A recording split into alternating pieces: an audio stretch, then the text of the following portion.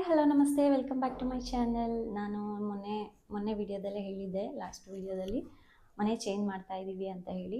ಮನೆ ಚೇಂಜ್ ಮಾಡಿದ್ದೆಲ್ಲ ಆಯಿತು. ಇವಾಗ ನಾವು ಇನ್ನೊಂದು ಮನೆಯಲ್ಲೇ ಇದ್ದೀವಿ. ಸೊ ಮನೆ ಎಲ್ಲ ಚೇಂಜ್ ಮಾಡುವಾಗ ವಿಡಿಯೋ ಮಾಡ್ಕೊಳಕ್ಕಾಗಲಿಲ್ಲ, ಬಿಕಾಸ್ ಅದೇ ರೀಸನ್ನು, ನನ್ನ ಮಗಳು ಆ್ಯಂಡ್ ಮತ್ತು ನಾನು ಕೂಡ ತುಂಬ ಬ್ಯುಸಿ ಇದ್ದೆ. ಸೊ ಹಾಗಾಗಿ ವಿಡಿಯೋ ಎಲ್ಲ ಅಷ್ಟು ಮಾಡೋಕ್ಕಾಗಿಲ್ಲ, ಅಲ್ಪ ಸ್ವಲ್ಪ ಮಾಡ್ಕೊಂಡಿದ್ದೀನಿ. ಶಿಫ್ಟಿಂಗ್ದೆಲ್ಲ ಮಾಡೋಕ್ಕಾಗಲಿಲ್ಲ. ಸೊ ನಾನಿಲ್ಲಿದ್ದೆ, ಅವರಲ್ಲಿದ್ದರು. ಅಲ್ಲಿ ಪ್ಯಾಕ್ ಮಾಡ್ಕೊಳ್ಳುವಾಗ ನಾನು ಇಲ್ಲಿದ್ದೆ, ಅವ್ರು ಇಲ್ಲಿ ತಂದು ಡಂಪ್ ಮಾಡುವಾಗ ನಾನು ಅಲ್ಲಿದ್ದೆ. ಸೊ ಹಾಗಾಗಿ ನಂಗಷ್ಟು ಕ್ಲಿಯರಾಗಿ ಎಲ್ಲ ಮಾಡೋಕ್ಕಾಗಲಿಲ್ಲ. ಸೊ ಎಷ್ಟಾಗಿದೆಯೋ ಅಷ್ಟು ಮಾಡ್ಕೊಂಡಿದ್ದೀನಿ. ಜಸ್ಟ್ ಮನೆ ಚೇಂಜ್ ಮಾಡಿದ್ದೀವಿ ಅನ್ನೋದನ್ನು ಹೇಳಬೇಕಾಗಿತ್ತು ಅಷ್ಟೇ. ಅದಕ್ಕೋಸ್ಕರ ಈ ವಿಡಿಯೋ ಮಾಡ್ತಾಯಿದ್ದೀನಿ. ಬನ್ನಿ ಈ ವಿಡಿಯೋನ ಮುಂದುವರ್ಸೋಣ. ಅದಕ್ಕಿಂತ ಮುಂಚೆ ಈ ವಿಡಿಯೋನ ಫುಲ್ಲಾಗಿ ನೋಡಿ, ಎಲ್ಲೂ ಸ್ಕಿಪ್ ಮಾಡಬೇಡಿ.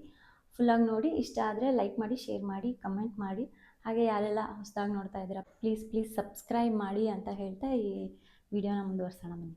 ಸೊ ಅಂತೂ ಇಂತೂ ಮನೆ ಚೇಂಜ್ ಆಗಿದೆ. ಇವಾಗ ಆಲ್ರೆಡಿ ಎಲ್ಲ ಚೇಂಜ್ ಆಗಿದೆ. ನಾನು ಚೇಂಜ್ ಮಾಡಿದ ದಿನದ್ದು ಸ್ಟೋರಿ ಹೇಳಕ್ಕೆ ಬಂದಿದ್ದೀನಿ. ಸೊ ಆಬ್ವಿಯಸ್ಲಿ ನಾನಂತೂ ಸಿಕ್ಕಾಬಟ್ಟೆ ಟಯರ್ಡ್ ಆಗಿದೆ, ಮಗುನ ಕಟ್ಕೊಂಡು ಮನೆ ಕೆಲಸ ಮಾಡಿಕೊಂಡು ಎಲ್ಲ. ಸೊ ನನ್ನ ಮಗಳು ಬೇರೆ ನೈಟೆಲ್ಲ ನಿದ್ದೆ ಮಾಡ್ತಿರ್ಲಿಲ್ಲ. ನಾನು ಅಂದ್ಕೊಂಡಿದ್ದೆ ಅವಳು ನೈಟೆಲ್ಲ ನಿದ್ದೆ ಮಾಡಲ್ವಲ್ಲ, ಯೂಶ್ವಲಿ ಅವಳು 6 ಗಂಟೆ 7 ಗಂಟೆ, ಅದೇ ಮಾರ್ನಿಂಗ್ 6 7 ಒಂದು 8 ಒಳಗಡೆ ಮಲ್ಕೊಂಡ್ಬಿಡೋಳು, ಹೋಲ್ ಡೇ ಮಲಗಿರೋಳು. ಸೊ ಅದೇ ರೀತಿ ಅವತ್ತು ಆಗುತ್ತೆ ಅಂತ ಅಂದ್ಕೊಂಡಿದ್ದೆ. ಯಾಕೋ ಗೊತ್ತಿಲ್ಲ, ಅವಳು ಮಲಗಲೇ ಇಲ್ಲ. ನಾನು ವೆಯ್ಟ್ ಮಾಡಿದೆ 6ಗೆ ಮಲ್ಕೋತಾಳೆ, 6ಗೆ ಮಲ್ಕೋತಾಳೆ, 7ಗೆ ಮಲ್ಕೋತಾಳೆ, 8 ಆಗುತ್ತೆ, 8:30 ಆದರೂ ಅವಳು ಮಲಗಲೇ ಇಲ್ಲ.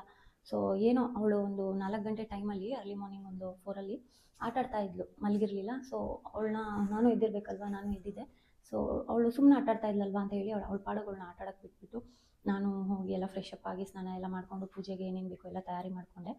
ಅದೇನೋ ಮುನ್ನಾಲೋಚನೆಗೆ ಹಂಗೆ ಮಾಡಬೇಕು ಅನ್ನಿಸ್ತು, ಟೈಮ್ ವೇಸ್ಟ್ ಮಾಡೋದು ಬೇಡ ಅಂತ, ನೈಟ್ ಹೇಗೂ ಎದ್ದಿದ್ದೀನಲ್ವ ಅಂತ. ಹಾಗಾಗಿ ಅದೊಂದು ಮಾಡ್ಕೊಂಡಿದ್ದೆ.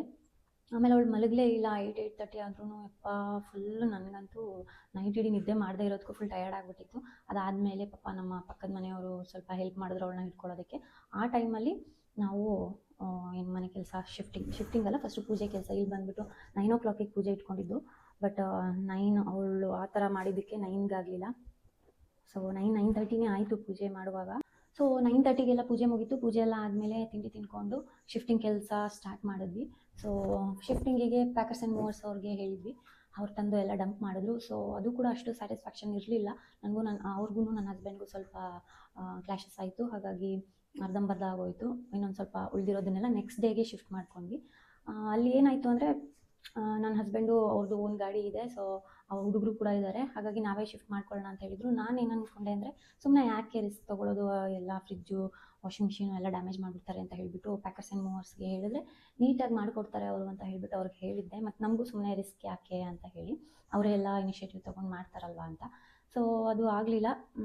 ಅದೇನು ಕತೆ ಅಂತ ಹೇಳಿ ಇನ್ನೊಂದು ವೀಡಿಯೋದಲ್ಲಿ ಯಾವಾಗಲಾದರೂ ಹೇಳ್ತೀನಿ.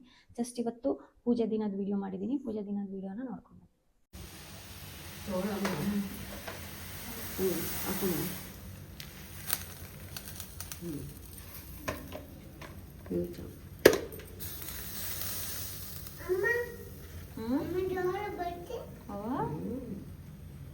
ಪೂಜೆದೆಲ್ಲ ಜಾಸ್ತಿ ನಾನು ಅಷ್ಟು ವೀಡಿಯೋ ಮಾಡ್ಕೊಳಕ್ಕಾಗಲಿಲ್ಲ. ಯಾಕೆಂದರೆ ಅದೇ ಗಡಿಬಿಡಿಯಲ್ಲಿ ನಂಗೆ ವೀಡಿಯೋ ಮಾಡೋಕ್ಕೆ ಮರ್ತೋಯ್ತು.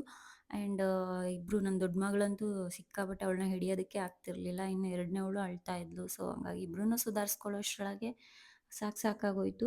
ಹಾಗಾಗಿ ನಾವು ಜಾಸ್ತಿ ಪೂಜೆ ಕಡೆಗೆ ಗಮನ ಕೊಟ್ಟಿದ್ದು. ವೀಡಿಯೋ ಎಲ್ಲ ಮಾಡ್ಕೊಳ್ಳಿಲ್ಲ. ಪೂಜೆ ಎಲ್ಲ ಆದಮೇಲೆ ಸ್ವಲ್ಪ ವೀಡಿಯೋ ಮಾಡ್ಕೊಳ್ಳೋಣ ಅಂತ ಮಾಡ್ಕೊಂಡಿದ್ದೀನಿ.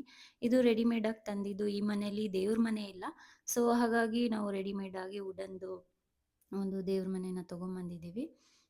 ಅದನ್ನು ಮುಂದಿನ ದಿನದಲ್ಲಿ ಸರಿಯಾಗಿ ತೋರಿಸ್ತೀನಿ. ಇನ್ನೂ ಚೆನ್ನಾಗಿ ಕ್ಯಾಪ್ಚರ್ ಮಾಡೋಕ್ಕಾಗಲಿಲ್ಲ. ಅದಾದಮೇಲೆ ಒಂದೊಂದಾಗಿ ಆ ಮನೆಯಿಂದ ಎಲ್ಲ ಥಿಂಗ್ಸ್ನು ತೊಗೊಂಬಂದು ಇಲ್ಲಿ ಡಂಪ್ ಮಾಡಿದ್ರು.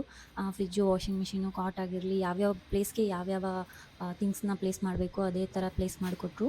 ಮನೆಯೆಲ್ಲ ಫುಲ್ ಗಜಿಬಿಜಿ ಆಗೋಗ್ಬಿಟ್ಟಿದೆ. ಹೇಗೆ ಜೋಡಿಸ್ಕೊಳ್ಳೋದು, ಎಷ್ಟು ದಿನ ಬೇಕಾಗುತ್ತೆ ಗೊತ್ತಿಲ್ಲ. ಎಲ್ಲ ಥಿಂಗ್ಸು ತರ್ತಿದ್ದಂಗೆ ನಾವು ಫಸ್ಟ್ ರೆಡಿ ಮಾಡಿದ್ದು ಬೆಡ್ನ. ಸೊ ಪಾಪು ಇರೋದ್ರಿಂದ ಅವಳಿಗೆ ಬೆಡ್ ಬೇಕಾಗುತ್ತೆ. ಹಾಗಾಗಿ ನಾವು ಒಂದು ರೂಮಿಗೆ ಕಾಟು ಬೆಡ್ಡು ಹಾಕಿಸ್ಕೊಂಡು ಆ ರೂಮ್ಗೆ ಏನೂ ಹಾಕಿಸ್ಕೊಳ್ಳಲಿಲ್ಲ. ಏಕೆಂದರೆ ಪಾಪುಗೆ ಕಿರಿಕಿರಿ ಆಗುತ್ತೆ ಅಂತೇಳಿ ಎಲ್ಲ ಥರ ಥಿಂಗ್ಸ್ನು ಇನ್ನೊಂದು ಬೆಡ್ರೂಮ್ಗೆ ನಾವು ಶಿಫ್ಟ್ ಮಾಡಿಬಿಟ್ಟು ಇದೊಂದು ರೂಮ್ನ ಖಾಲಿ ಹಾಗೆ ಬಿಟ್ಟಿದ್ವಿ. ಅದಾದಮೇಲೆ ಫುಲ್ಲು ಎಲ್ಲ ತಗೊಂಬಂದು ಇಲ್ಲೆಲ್ಲೆಲ್ಲೆಲ್ಲೇ ಡಂಪ್ ಮಾಡಿಬಿಟ್ಟಿದ್ದಾರೆ. ಅಂದರೆ ಯಾವ್ಯಾವ ಪ್ಲೇಸಲ್ಲಿ ಏನೇನು ಶಿಫ್ಟ್ ಮಾಡ್ಬೋದು ಆ ಥರ ಎಲ್ಲ ಶಿಫ್ಟ್ ಮಾಡಿಕೊಟ್ರು, ಯಾವ್ಯಾವ ಪ್ಲೇಸ್ಗೆ ಪ್ಲೇಸ್ ಮಾಡ್ಬೋದು. ಬಟ್ ಉಳ್ದಿರ್ದಿರುತ್ತಲ್ಲ ನಾವು ಮಾಡ್ಕೊಳ್ಳೋ ಅಂಥದ್ದನ್ನು ಅದನ್ನ ತಂದ್ಬಿಟ್ಟು ಅಲ್ಲಲ್ಲಲ್ಲೇ ಹಾಕ್ಬಿಟ್ಟಿದ್ರು. ಸೊ ಅದನ್ನೆಲ್ಲ ನೋಡಿ ತಲೆ ಎಲ್ಲ ಗಿರ್ರ್ ಅಂದ್ಬಿಡ್ತು. ಅದಾದಮೇಲೆ ಸಂಜೆ ಹೊತ್ತಿಗೆ ಎಲ್ಲ ಹೋದರು.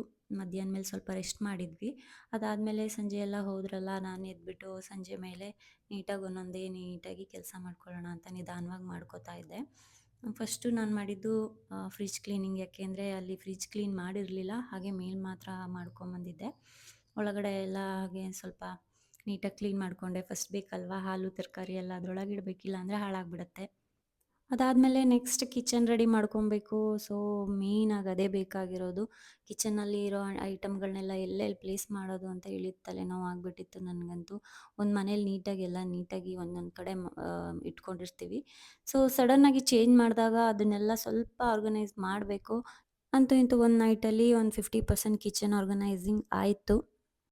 ಇನ್ನು ಮನೆಗೆ ಸ್ವಲ್ಪ ಐಟಮ್‌ಗಳು ಬೇಕಾಗಿತ್ತು. ಹಾಗಾಗಿ ನೈಟು ನಾನು ಮತ್ತು ನನ್ನ ಹಸ್ಬೆಂಡು ಎಲ್ಲ ಲೀಸ್ಟ್ ಹಾಕ್ಕೊಂಡು ಏನೇನು ಬೇಕು ಅಂತ ಹೇಳಿ ಅದನ್ನ ತೊಗೊಂಬರೋಣ ಅಂತ ಹೋದ್ವಿ. ನಾವಿದ್ದಂಥ ಹಳೆ ಮನೆಯಲ್ಲಿ ಮಾಡ್ಯುಲರ್ ಕಿಚನ್ ಇದ್ದಿದ್ದು. ಸೊ ಹಾಗಾಗಿ ಎಲ್ಲ ಥರ ಫೆಸಿಲಿಟೀಸ್ ಅಲ್ಲೇ ಇತ್ತು. ಇವಾಗ ಹೋಗ್ತಾ ಇರೋ ಮನೆ ತುಂಬ ಸುಮಾರು ಒಂದು 30 ವರ್ಷ ಹಳೇದಂತೆ. ಸೊ ಹಾಗಾಗಿ ಮಾಡ್ಯುಲರ್ ಕಿಚನ್ ಅಲ್ಲ, ಕೆಲವೊಂದು ಫೆಸಿಲಿಟಿಗಳಿಲ್ಲ. ಹಾಗಾಗಿ ನಾವೇ ಎಲ್ಲಾನು ಸೆಟ್ ಮಾಡ್ಕೊಬೇಕು ಆರ್ಗನೈಸ್ ಮಾಡೋದಕ್ಕೆ. ಹಾಗಾಗಿ ನಾವು ಕೆಲವೊಂದು ಐಟಮ್‌ಗಳನ್ನ ತೊಗೊಳಕ್ಕೆ ಅಂತ ಬಂದ್ವಿ. ಅದನ್ನೆಲ್ಲ ಮುಗಿಸ್ಕೊಂಡು ಇನ್ನು ನಮ್ಮ ಹಳೆ ಬಿಲ್ಡಿಂಗಲ್ಲಿ ನಮ್ಮ ನೇಬರ್‌ದೊಬ್ಬರದ್ದು ಬರ್ಡೇ ಇತ್ತು. ಪಾಪ ಅವ್ರ ಬರ್ಡೇಗೆ ಕರೆದಿದ್ರು. ಸೊ ನಾವು ಶಿಫ್ಟಿಂಗ್ ಇದ್ದಿದ್ದರಿಂದ ಮನೆಯೆಲ್ಲ ಜೋಡಿಸ್ಕೊತಾ ಇದ್ದಿದ್ದ ಕಾರಣ ಹೋಗೋಕ್ಕಾಗಿರಲಿಲ್ಲ. ಹಾಗಾಗಿ ನಾವೇ ಹೋಗಿ ಒಂದು ಕೇಕ್ ತೊಗೊಂಡೋಗಿ ಅವ್ರಿಗೆ ಬರ್ಡೇ ಸೆಲೆಬ್ರೇಟ್ ಮಾಡಿ ವಿಶ್ ಮಾಡಿ ಬಂದ್ವಿ. ನಮ್ಮ ಹಳೆ ಬಿಲ್ಡಿಂಗಲ್ಲಿ ಒಂಥರ ಚೆನ್ನಾಗಿತ್ತು. ನಮ್ಮ ನೈಬರ್ಸ್ ಎಲ್ಲ ತುಂಬ ಕ್ಲೋಸ್ ಆಗಿದ್ವಿ. ತುಂಬ ಪ್ರೀತಿ ವಿಶ್ವಾಸದಲ್ಲಿದ್ವಿ. ಸೊ ತುಂಬ ಖುಷಿ ಆಗ್ತಾ ಇತ್ತು ಅಲ್ಲಿರೋದಕ್ಕೆ. ಅಲ್ಲಿ ಬಿಟ್ಟು ಬರಬೇಕು ಅನ್ನೋದೊಂಥರ ಅದೊಂದೇ ವಿಷಯಕ್ಕೆ ಬೇಜಾರಾಗ್ತಾ ಇದ್ದಿದ್ದು. ಬಟ್ ಏನು ಮಾಡೋಕ್ಕಾಗಲ್ಲ, ಒಂದೇ ರೋಡಲ್ಲಿ ಇರ್ತೀವಿ. ಆವಾಗವಾಗ ಹೋಗಿ ಮೀಟ್ ಮಾಡಿ ಮಾತಾಡಿಸ್ಕೊಂಡು ಬರ್ಬೋದು.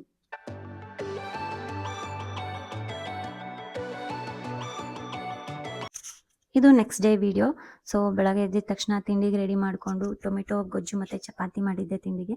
ಸೊ 90% ಎಲ್ಲ ಸೆಟ್ ಆಯಿತು ಮನೆ. ಇನ್ನೂ ಕೆಲವು ಚಿಕ್ಕ ಐಟಮ್ಗಳೆಲ್ಲ ಇಲ್ಲೆಲ್ಲಿಡೋದು ಅಲ್ಲಲ್ಲೇ ಕೈಗೆ ಸಿಗುತ್ತೆ. ಇನ್ನು ನಾಳೆ ಅಡುಗೆಗೆ ಸಾಂಬಾರ್ಗೆ ಅಂತ ಹೇಳಿ ಎಲ್ಲ ಥರ ಕಾಳನ್ನು ಮೊಳಕೆ ಕಟ್ಟೋಣ ಅಂತ ಹೇಳಿ ನೆನೆ ಹಾಕಿದೆ. ಹಾಕಿ ಬೆಳಗ್ಗೆ ದೋಸೆ ಮಾಡೋಣ ಅಂತ ಹೇಳಿ ದೋಸೆಗೂ ಕೂಡ ನೆನೆ ಹಾಕಿದೆ. ಅದಾದಮೇಲೆ ಕೆಲವೊಂದು ಐಟಮ್‌ಗಳನ್ನ ನೀಟಾಗಿ ಕ್ಲೀನ್ ಮಾಡಿ ಜೋಡಿಸೋದಕ್ಕೂ ಮುಂಚೆ ಎಲ್ಲ ತೊಳೆದು ಕ್ಲೀನ್ ಮಾಡಿ ಇಟ್ಬಿಡೋಣ ಅಂತ ಹೇಳಿ ನೀಟಾಗಿ ತೊಳ್ಕೊತಾ ಇದ್ದೀನಿ.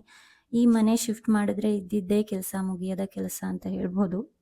ಇನ್ನು ಮಧ್ಯಾಹ್ನಕ್ಕೆ ಅಡುಗೆ ಏನಪ್ಪ ಮಾಡೋದು ಅಂತ ಯೋಚನೆ ಮಾಡ್ತಾ ಇರೋ ಅಷ್ಟರೊಳಗೆ ನನ್ನ ಮಗಳು ಎದ್ಬಿಟ್ಲು. ಸೊ ಅವಳೆದ್ದರೆ ಏನು ಕೆಲಸ ಮಾಡೋಕ್ಕೂ ಬಿಡಲ್ಲ. ಅವಳ ಜೊತೆಗೇ ಇರಬೇಕಾಗುತ್ತೆ ನಾನು. ಹಾಗಾಗಿ ಅಡುಗೆನೂ ಕೂಡ ಅವಳನ್ನ ಎತ್ಕೊಂಡೇ ಮಾಡ್ತಾ ಇದ್ದೀನಿ. ನಮ್ಮ ಯಶ್ವಿ ಚಿಕ್ಕ ಮಗು ಇದ್ದಾಗ ಹೀಗೆಲ್ಲ ಆಡಲೇ ಇಲ್ಲ. ಅವಳು ಪಾಡಿಗೆ ಅವಳು ಆಟ ಆಡೋಳು. ಮ್ಯಾಟ್ ಮೇಲೆ ಮಲಗಿಸ್ಬಿಟ್ರೆ ಸಾಕು, ಒಂದು ಟಾಯ್ಸ್ ಕೊಟ್ಬಿಟ್ರೆ ಆಟ ಆಡ್ಕೊಂಡಿರೋಳು.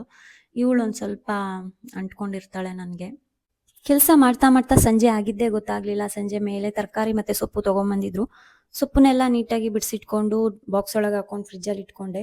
ಈ ಸೊಪ್ಪು ಬಿಡಿಸೋದು ಅಂದರೆ ನನಗೇನೋ ಒಂಥರ ಹಿಂಸೆ ಆಗುತ್ತೆ. ಅದೇ 1 ಗಂಟೆ ಆಗುತ್ತೆ ಸೊಪ್ಪು ಕ್ಲೀನ್ ಮಾಡೋಷ್ಟರೊಳಗೆ. ಈ ತರಕಾರಿ ಆದರೆ ನೀಟಾಗಿ ಎತ್ತಿಟ್ಕೊಂಡ್ಬಿಡ್ಬೋದು. ಈ ಸೊಪ್ಪು ಆದರೆ ಬಿಡಿಸ್ಬೇಕು, ಅದನ್ನು ನೀಟಾಗಿ ಸಪ್ರೇಟ್ ಮಾಡಿ ಒಂದೊಂದು ಬಾಕ್ಸಿಗೆ ಹಾಕಿ ಇಡಬೇಕಾಗುತ್ತೆ. ಅದು ಕ್ಲೀನ್ ಮಾಡೋಕ್ಕೆ ಸ್ವಲ್ಪ ಜಾಸ್ತಿ ಟೈಮ್ ಹಿಡಿಯುತ್ತೆ. ಹಾಗೆ ನೀಟಾಗಿ ಸೊಪ್ಪನ್ನೆಲ್ಲ ನೀಟಾಗಿ ನೋಡಿ ಮಾಡಿ ಕ್ಲೀನ್ ಮಾಡಬೇಕಲ್ವಾ. ಹಾಗಾಗಿ ನನಗೂ ಸ್ವಲ್ಪ ಹಿಂಸೆ ಅನಿಸುತ್ತೆ. ಬಟ್ ಆ ಥರ ಮಾಡಿಟ್ಕೊಂಡ್ರೆ ನಮಗೆ ಒಳ್ಳೇದಲ್ವಾ, ನಾಳೆ ಅಡುಗೆ ಮಾಡುವಾಗ ಈಸಿ ಆಗುತ್ತೆ. ಹೇಗಿತ್ತು ಇವತ್ತಿನ ದಿನ? ಅಡುಗೆ ಎಲ್ಲ ಮಾಡಿದ್ದಾಗಿದೆ. ಇನ್ನು ಊಟ ಮಾಡಿ ಮಲ್ಕೊಬೇಕಷ್ಟೇ. ಕಂಪ್ಲೀಟಾಗಿ ಮನೆ ಆರ್ಗನೈಸ್ಡ್ ಆದಮೇಲೆ ನಾನು ತೋರಿಸ್ತೀನಿ. ಸೊ ಮುಂದಿನ ವೀಡಿಯೋಗಳಲ್ಲಿ ಹೇಗೂ ಬರ್ತಾ ಇರುತ್ತೆ, ನೀವು ಸಪೋರ್ಟ್ ಮಾಡ್ತಾ ಇರಬೇಕಷ್ಟೇ. ಸೊ ನೋಡಿದ್ರಲ್ಲ, ಇದಾಗಿತ್ತು ಇವತ್ತಿನ ವೀಡಿಯೋ. ಐ ಹೋಪ್ ಎಲ್ಲರಿಗೂ ಇಷ್ಟ ಆಗಿದೆ ಅಂತ ಅನ್ಕೋತೀನಿ. ಇಷ್ಟ ಆಗಿದ್ರೆ ಲೈಕ್ ಮಾಡಿ, ಶೇರ್ ಮಾಡಿ, ಕಮೆಂಟ್ ಮಾಡಿ. ಹಾಗೆಯೇ ಯಾರೆಲ್ಲ ಹೊಸದಾಗಿ ನೋಡ್ತಾ ಇದ್ದೀರಾ ಸಬ್ಸ್ಕ್ರೈಬ್ ಮಾಡ್ಕೊಳ್ಳಿ ದಯವಿಟ್ಟು ಅಂತ ಹೇಳ್ತಾ ಈ ವಿಡಿಯೋನ ಇಲ್ಲಿಗೆ ಮುಗಿಸ್ತಾ ಇದ್ದೀನಿ. ಇನ್ನೊಂದು ವೀಡಿಯೋದಲ್ಲಿ ಸಿಗೋಣ ಮುಂದಿನ ವೀಡಿಯೋದಲ್ಲಿ. ಅಲ್ಲಿವರೆಗೂ ಬಾಯ್.